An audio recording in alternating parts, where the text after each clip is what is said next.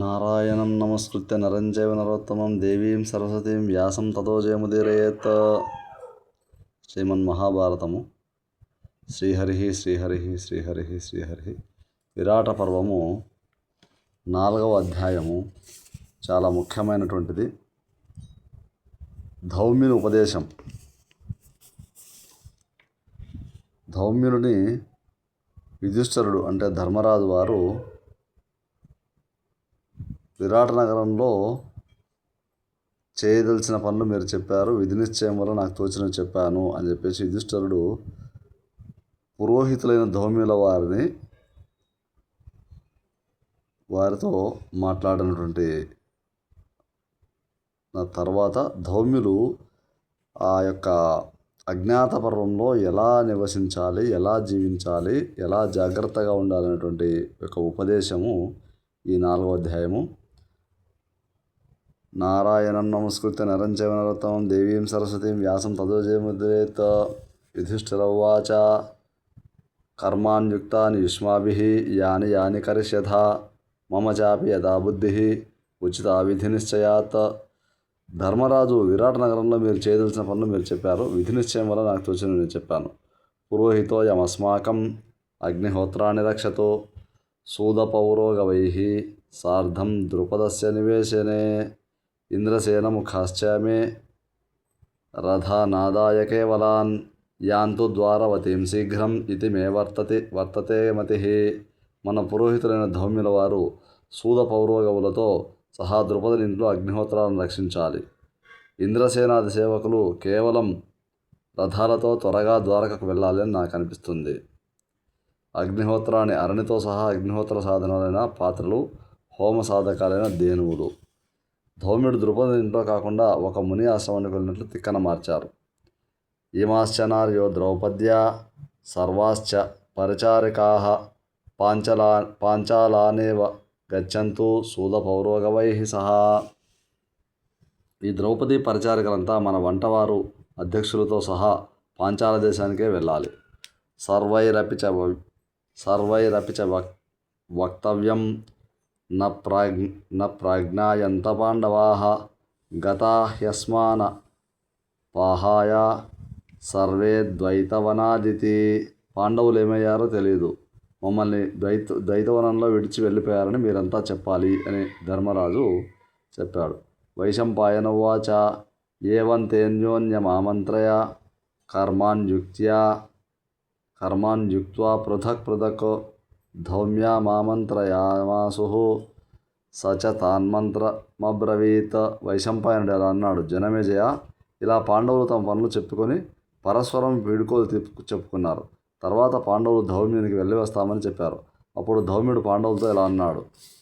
అతి ముఖ్యమైనటువంటిది ఈ ధౌమ్య వాచని గుంటూరు నాగార్జున యూనివర్సిటీ వారు డిగ్రీలో పాఠంగా కూడా పెట్టారు, తెలుగు భారతం నుంచి. వివిధం, ఇది సంస్కృతము 1,00,000 శ్లోకాల్లో నుంచి భాగం అన్నమాట.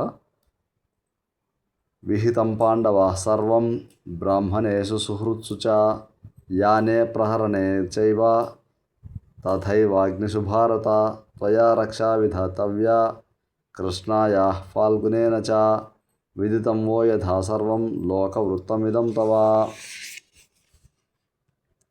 ధౌమ్యుడు ఇలా అన్నాడు, పాండవులారా, బ్రాహ్మణులందు, స్నేహితులందు, విజయాత్రలో, యుద్ధంలో, అగ్నుల విషయంలో శాస్త్రంలో చెప్పబడినంతా మీకు తెలుసు. రాజా, నీవు అర్జునుడు కూడా ద్రౌపదికి రక్షణ కల్పిస్తూ ఉండాలి. ఇది లోక మర్యాద అని మీకు తెలుసు. స్త్రీలకు తగిన రక్షణ లేకపోయినచో వారు సాధువులైనా సరే వారిని గురించి అన్యాయంగా మాట్లాడడం లోక స్వభావం. అది బాగా తెలిసినవాడు కాబట్టి ద్రౌపదిని జాగ్రత్తతో కాపాడవలసినదని యుధిష్ఠిరునకు ధౌమ్యుని హితవచనం. భీమాదులు లోక వృత్తాంతం బాగా తెలిసినవారు కాబట్టి విరాటుని దగ్గర వారి ఉనికిని గురించి చింతన అవసరం లేదు. కానీ స్త్రీ అయిన ద్రౌపది విషయంలో విశేష రక్షణ అవసరము. ఆ సందర్భంగా సర్వరక్షాధికారి అయి విశేషించి క్లీబరూపం గల అర్జునుడు ఎక్కువ బాధ్యత వహించాలి. విదితే చాపి వక్తవ్యం సుహృద్భిరనురాగతాః ఏష ధర్మశ్చ కామశ్చ అర్ధశ్చైవ సనాతనః. మీకు తెలిసిన హితం కోరే స్నేహితులు ప్రేమతో చెప్పాలి. ఇది సనాతనమైన ధర్మము, అర్ధము, కామము కూడా. సనాతన వర్గత్రయం సమకూరుతుంది. అతోహి అతోహమపి వక్ష్యామి హేతుమత్ర నిబోధత హంతే మాం రాజవసతిం రాజపుత్రా బ్రవీమ్యహం యథా రాజకులం ప్రాప్య సర్వాన్ దోషాం స్థరిష్యథా దుర్వసంచైవ కౌరవ్య జానత రాజవేష్మని. అందుచేత నేను కూడా చెప్తున్నాను, దీనిలోని అంతర్యం తెలుసుకోండి రాజపుత్రులారా. మీరు రాజమందిరంలో నివసించవలసిన తీరును గురించి చెప్తాను. రాజగృహంలో సంచరించిన కష్టమని ముందుగా తెలిస్తే రాజకులంలో ప్రవేశించాక సర్వదోషాలను తరిస్తారు. అమానితైర్మానితైర్వా అజ్ఞాతై పరివత్సరం తతశ్చతుర్దశే వర్షే యథాసుఖం. అగౌరవం జరిగినా అజ్ఞాతంగా ఈ సంవత్సరం అంతా గడిపి తర్వాత 14వ సంవత్సరంలో సుఖంగా జీవించండి. దృష్టద్వారో లభేద్రష్టుం రాజస్వేషు న విశ్వసేత్ తదేవాసనమన్విచ్చేత్ యత్ర నాభిపతేత్పరః. రాజుగారిని చూడడానికి ముందు ద్వారపాలకుని అనుమతి పొందాలి. రాజసంపదల మీద మక్కువ పడరాదు. ఇతరులు ఆశించని ఆసనాన్నే తమ పుత్రులను కూడా విశ్వసించని రాజులు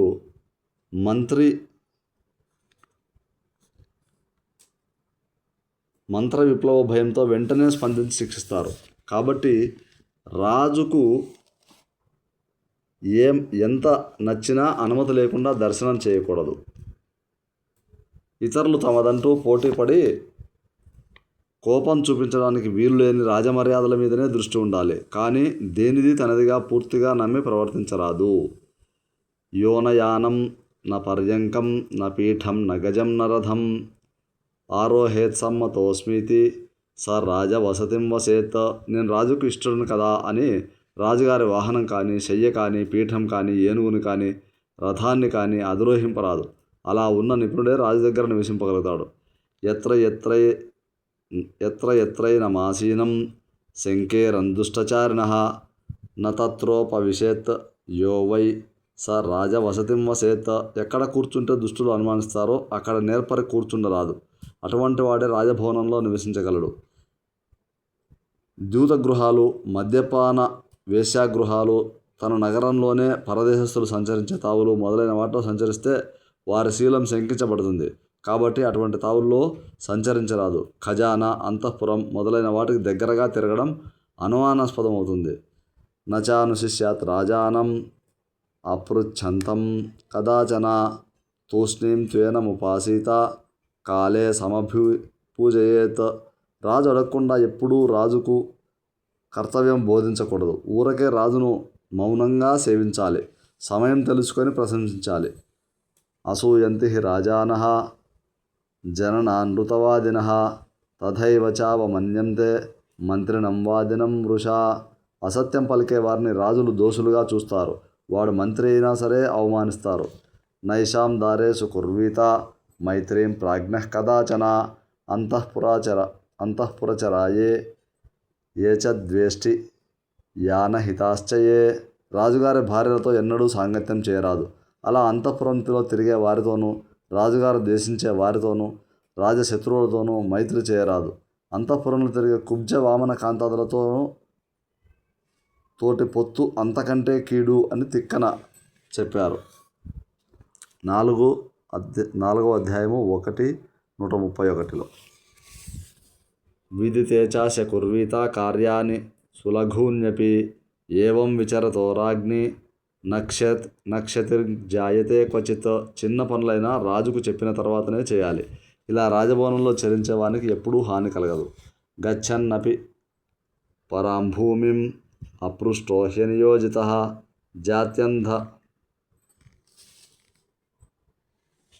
జాత్యంధైవ మన్యేత మర్యాద మనుచింతయన్. కూర్చోటానికి ఉత్తమాసనం లభించినా రాజు ఆజ్ఞాపించినంత వరకు రాజమర్యాదను భావిస్తూ పుట్టుగుడ్డివాని వలె నిలవాలి. రాజాజ్ఞకై ఎదురు చూడాలి. నహి పుత్రం నప్తారం న భ్రాతరమరిందమాః సమితిక్రాంత మర్యాదం పూజయంతి నరాధిపాః. మర్యాద మీరి ప్రవర్తించేవారు పుత్రులైనా, ముని మనుమలైనా, సోదరులైనా సరే శత్రు సంహారకులైన రాజులు గౌరవించరు. తమ అలుకకు పాత్రము చేయుదురని తిక్కన వ్యాఖ్య. యత్నాచ్చోపచరేదేనం అగ్నివద్దేవవత్వ్యః అనృతేనోపచీర్ణో హి హన్యాదేవ న సంశయః. రాజును అగ్ని వలె దేవుని వలె శ్రద్ధతో సేవించాలి. అగ్నిని మరీ దగ్గరగా కాకుండా సేవించాలి. అలాగే రాజును దేవుడు నిగ్రహానుగ్రహ సమర్థుడు. అందుచేత రాజును ఆ దృష్టితోనే సేవించాలి. ఈ సేవలో ఏమాత్రం కల్మషము కపటం ఉన్నా రాజు అతన్ని చంపి తీరుతాడు. ఇందులో సందేహం లేదు. ఆత్యాసక్తి రనర్థాయ దూరా సత్తిశ్చ నిష్ఫలా సేవ్యంతే మధ్య భావేన రాజా వహ్ని గురుస్త్రియః. రాజు అగ్ని గురుపత్నులతో మిక్కిలి దగ్గరగా మెలగటం అనర్థ కారణం. మరీ దూరంగా నిలవటం నిరుపయోగకరం. కాబట్టి వారి సాహచర్యంలో తటస్థ స్థితిని మధ్యస్థ స్థితిని పాటించాలి. దేవత వలె సేవించాలనటంలో పరోక్షంలో కూడా భయభక్తులు కలిగి ఉండాలని భావము. యద్యద్భర్తాను యుంజీత తత్ తదేవానువర్తయేత్ ప్రమాదమవలేపం చ కోపం చ పరివర్జయేత్. రాజు నియోగించిన పనినే సేవకుడు చేయాలి. ఆ సేవలో ఏమరపాటు, గర్వము, కోపము ఏమాత్రం ఉండరాదు. సమర్థనాసు సర్వాసు హితం చ ప్రియమేవ చ సంవర్ణయేత్ తదేవాస్య ప్రియాదపి హితం వదేత్. ఇది కార్యం, ఇది అకార్యం అని నిశ్చయింపవలసి వచ్చినప్పుడు సేవకుడు రాజుకు హితం ప్రియం అయినదే చెప్పాలి. రెండూ కలిపి హితము ప్రియము కుదరకపోతే ప్రియాన్ని విడిచి హితమే చెప్పాలి. చివరకు సుఖం కలిగించేది హితం, వినగానే సుఖం కలిగించేది ప్రియం. అనుకూలో భవేచ్ఛాస్య సర్వార్థేషు కథాసు చ అప్రియం చ హితం యత్ స్యాత్ తదస్మై నానువర్తయేత్. రాజుకు సేవకుడు అన్ని విషయాల్లోనూ సామాన్య సంభాషణలో కూడా అనుకూలంగానే చెప్పాలి. అప్రియమైన అహితమైన రాజుకు చెప్పరాదు. అనుకూలమనగా రాజు మనసుకు అనుకూలంగా చెప్పాలి. నాహమస్య ప్రియోస్మీతి మత్వా సేవేత పండితః అప్రమత్తశ్చ సతతం హితం కుర్యాత్ ప్రియం చేయత్. నేను రాజుకు హితుడనే అనుకుని పండితుడు స్వేచ్ఛగా ప్రవర్తించరాదు. ఎల్లప్పుడూ యత్నపరుడై రాజుకు హితము ప్రియము అయిన కార్యాలనే చేయాలి. నాస్యానిష్టాన్ని సేవేత నాహితైః సహ సంవదేత్.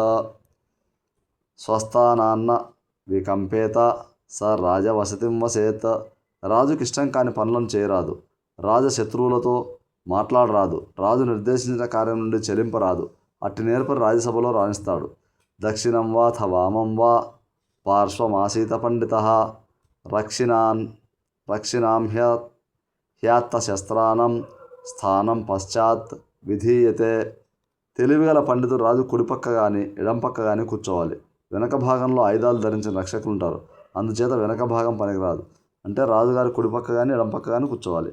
నిత్యం హి ప్రతి సిద్ధంతో పురస్తాదాసనం మహత్ నచ సందర్శనే కించిత్ ప్రవృత్తమపి సంజయేత్. రాజు ఎదుట పెద్ద ఆసనం మీద సేవకుడు ఎప్పుడూ కూర్చుండరాదు. రాజు చూస్తూ ఉండగా సేవకుడు ఏ చిన్న పురస్కారమూ స్వీకరించరాదు. అపిహ్యేదత్ దరిద్రాణం వ్యలీకస్థానముత్తమం న మృషాభిహితం రాజ్ఞాం మనుష్యేషు ప్రకాశయేత్. రాజు యొక్క అసత్య భాషణాన్ని ఎక్కడా బయట పెట్టరాదు.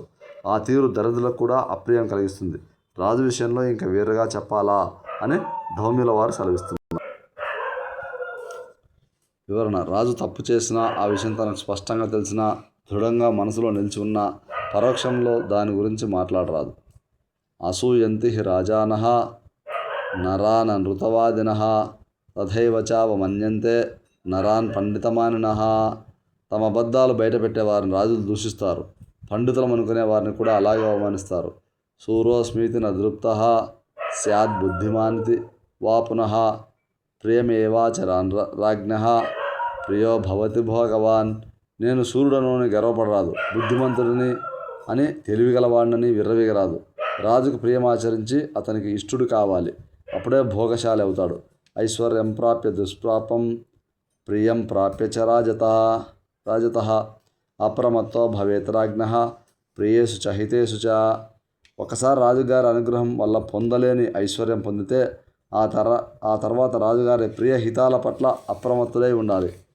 యస్య కోపో మహాబాధః ప్రసాదశ్చ మహాఫలః కస్తస్య మనసాపీచ్చేత్ అనర్థం ప్రాజ్ఞసమ్మతః. ఎవని కోపం చాలా కష్టం కలిగిస్తుందో, ఎవని అనుగ్రహం మహాఫలితాన్ని ఇస్తుందో వానికి ఎంత తెలివిగలవాడైనా మనసులో కూడా కీడు తలపకూడదు. నచోష్టౌ న భుజౌజాను నచ వాక్యం సమాక్షిపేత్ సదా వాతం చ వాచం చ ష్ఠీవనం చాచరేచ్చనైః. రాజు దగ్గర పెదవులు కొరకరాదు, చేతులు చాచరాదు, మోకాళ్ళు చాచుకొని కూర్చొనరాదు, సాగదీసి మాట్లాడరాదు, ఆవులింత అపాన వాయు విసర్జనం కానీ, మాటలు కానీ, నిష్ఠీవనం కానీ అంటే ఉమ్మివేయడం ఇతరులకు తెలియకుండా మెల్లగా చేయాలి. సదావాతం అంటే ఊపిరి అని వ్యాఖ్యాత. హాస్యవస్తుషు చాన్యస్య వర్తమానేషు కేషుచిత్ నాతిగాఢం ప్రహృష్యేత నచాప్యున్మత్తవద్దసేత్ నచాతిధైర్యేన చరేత్ గురుతాం హి వ్రజేత్తతః స్మితం తు మృదు పూర్వేన దర్శయేత ప్రసాదజం. ఇతర సేవకులు ఎవరైనా నవ్వుల పాలవుతున్నప్పుడు ఎక్కువ సంతోషపడరాదు, పిచ్చివాని వల్ల నవ్వరాదు, అతి ధైర్యంతో ప్రవర్తించరాదు. అలా ఉంటేనే గౌరవం పొందుతాడు. సంతోషాన్ని కూడా మృదువైన చిరునవ్వుతో ప్రదర్శించాలి. లాభేన హర్షయేద్యస్తు నవ్యధేత్ యోవమానితః అసమ్మూఢశ్చ యో నిత్యం స రాజవసతిం వసేత్. లాభం కలిగితే పొంగిపోకుండా, అవమానం కలిగితే కుంగిపోకుండా నిత్యము ఏకాగ్రతతో రాజసేవలో ఉండేవాడు రాజ్యసభలో చిరకాలం ఉంటాడు.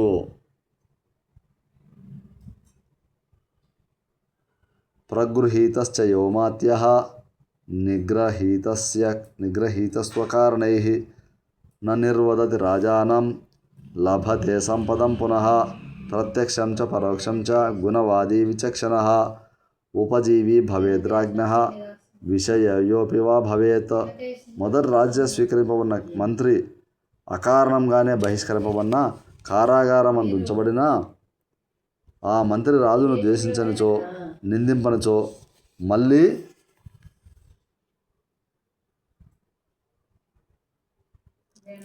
సంపదను పొందుతాడు. రాజు యొక్క రాజ్యమందు కానీ కొలువులో కానీ ఉన్న నేర్పరి ప్రత్యక్షంగా కానీ పరోక్షంగా కానీ రాజగుణాలనే చెప్పాలి, దోషాలు చెప్పరాదు.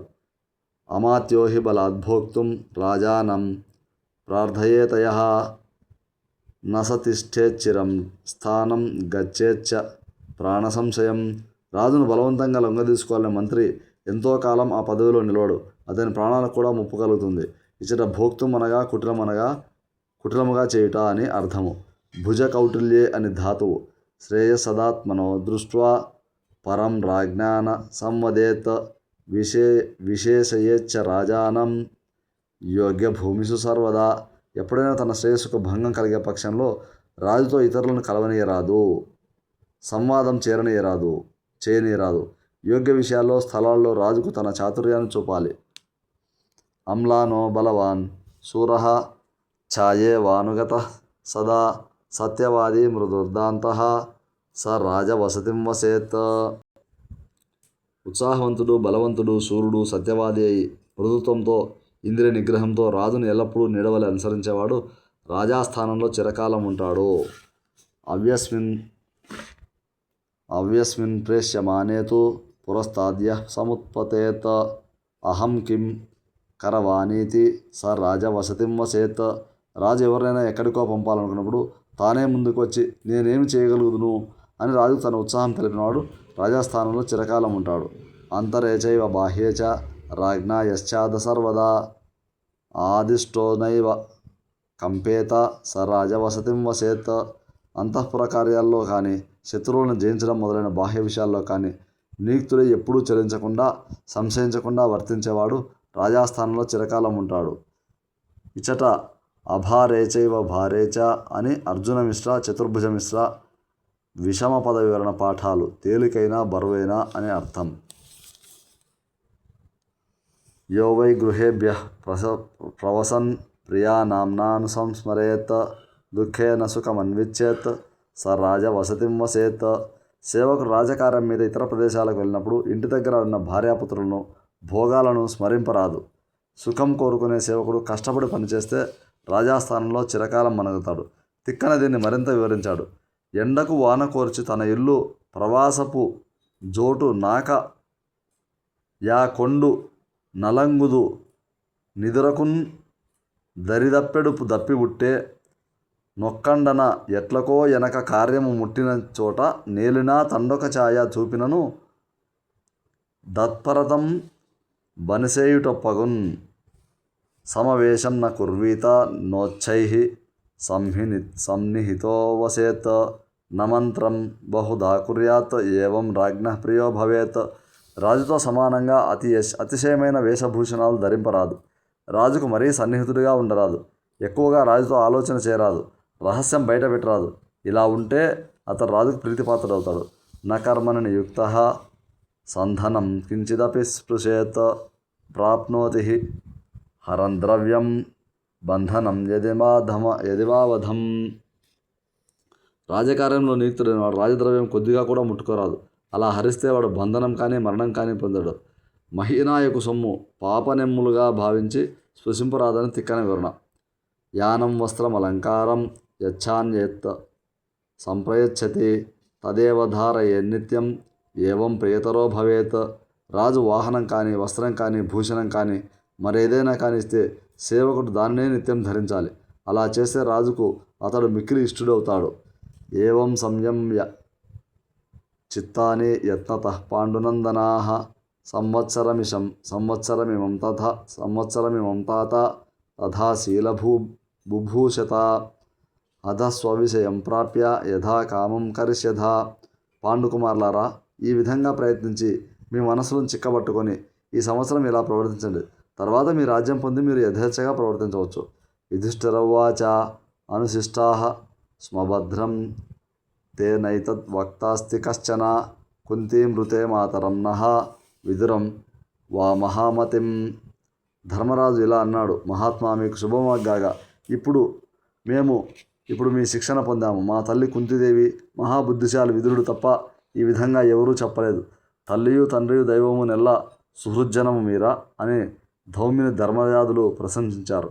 కుంతిని తల్లిని, విదురుని తండ్రిని, ఇంకా ఇద్దరిని దైవాన్ని స్నేహితుని చేర్చాడు తిక్కన ధౌమ్యంలో. యదేవానంతరం కార్యం తద్భవాన్ కర్తుమర్హతి తారణాయాస్య దుఃఖస్య ప్రస్థానాయ జయాయ చ. ఈ దుఃఖం నుండి గట్టెక్కడానికి, మా ప్రయాణానికి, జయానికి చేయదగిన అనంతకార్యం మీరు చేయవచ్చును. ఇక్కడ నీలకంఠుడు అనంతకార్యం అంటే శాంతికం, పౌష్టికం చ అని వివరించాడు. వైశంపాయనౌవాచ ఏవముక్తస్తతో రాజ్ఞ ధౌమ్యోధ ద్విజసత్తమః అకరోద్ విధివత్సర్వం ప్రస్థానే యద్విధీయతే. వైశంపాయనుడు ఇట్లా అన్నాడు. ధర్మరాజు ఇలా చెప్పగానే బ్రాహ్మణోత్తమైన ధౌమ్యుడు ప్రయాణానికి అవసరమైన సర్వము యథావిధిగా చేశాడు. తేషాం సమిధ్యతానగ్నీన్ మంత్రవచ్చ జుహావసః సమృద్ధి లాభాయ పృథివీ విజయాయ చ. పాండవుల అగ్నిహోత్రాలను ప్రజ్వలింపజేసి సమృద్ధి, వృద్ధి, పృథివీ విజయం కలగాలని సమంత్రకంగా హోమం చేశాడు. రాజ్యలాభ హోమం చేశాడు. అగ్నీన్ ప్రదక్షిణీ కృత్య బ్రాహ్మణాంశ్చ తపోధనాన్ యాజ్ఞసేనీం పురస్కృత్య షడేవాధ ప్రవవ్రజూః. పాండవులు అగ్నిహోత్రాలకు, బ్రాహ్మణులకు, తాపసులకు ప్రదక్షిణం చేసి ద్రౌపదిని ముందు నిలిపి 6 పయనమయ్యారు.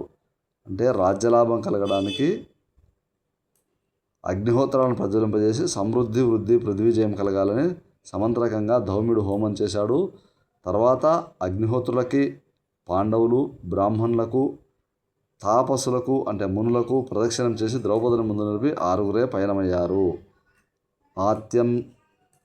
ఆత్యంతికేషు కార్యేషు నారీ కార్యాపురస్సరా సర్వేషు ధర్మకార్యేషు నారీ దక్షిణతో మత సర్వేషు కామకార్యేషు నారీ వామా ప్రశస్యతే పితృకార్యే సతం నారీ వామకరానుగా. ప్రధానమైన కార్యాల్లో స్త్రీలు ముందు నడవాలి. ధర్మకార్యాల్లో కుడివైపు, కామకార్యాల్లో ఎడమవైపు, పితృకార్యాల్లో ఎడమ చేతిని అనుసరిస్తూ స్త్రీలు నిలవాలి. పితృకార్యాల్లో ఎడమవైపు నిలవాలి. ప్రధానమైన కార్యాల్లో స్త్రీలు ముందు నడవాలి. ధర్మకార్యాల్లో కుడివైపు, కామకార్యాల్లో ఎడమవైపు, పితృకార్యాల్లో ఎడమ చేతిని అనుసరిస్తూ స్త్రీలు నిలవాలి. గతేషు తేషు వీరేషు ధౌమ్యోధ జపతాంవరః అగ్నిహోత్రాన్యుపాదాయ పాంచాలానభ్యగచ్చత. వీరులైన పాండవులు వెళ్ళిన తర్వాత జపపరుడైన ధౌమ్యుడు అగ్నిహోత్రాలు పుచ్చుకొని పాంచాల దేశానికి వెళ్ళిపోయాడు. ఇంద్రసేనాదయశ్చైవ యథోక్తాః ప్రాప్య యాదవాన్ రథానశ్వాంశ్చ రక్షంతః సుఖమూషు సుసంవృతాః. పూర్వం అనుకున్నట్లుగానే ఇంద్రసేనాదులు యాదవులను చేరి రథాలను గుర్రాలను రక్షించుకుంటూ భద్రంగా సుఖంగా ఉన్నారు. ఇది శ్రీ మహాభారతే విరాటపర్వణి పాండవ ప్రవేశ పర్వణి ధౌమ్యోపదేశే చతుర్థోధ్యాయః. ఇది శ్రీ మహాభారతమున విరాట పర్వమున పాండవ ప్రవేశ పర్వమున ఉపపర్వమున ధౌమ్యోపదేశమున 4వ అధ్యాయం. నారాయణం నమస్కృత్య నరం చ నరోత్తమం దేవీం సరస్వతీం వ్యాసం తతో జయముదీరయేత్.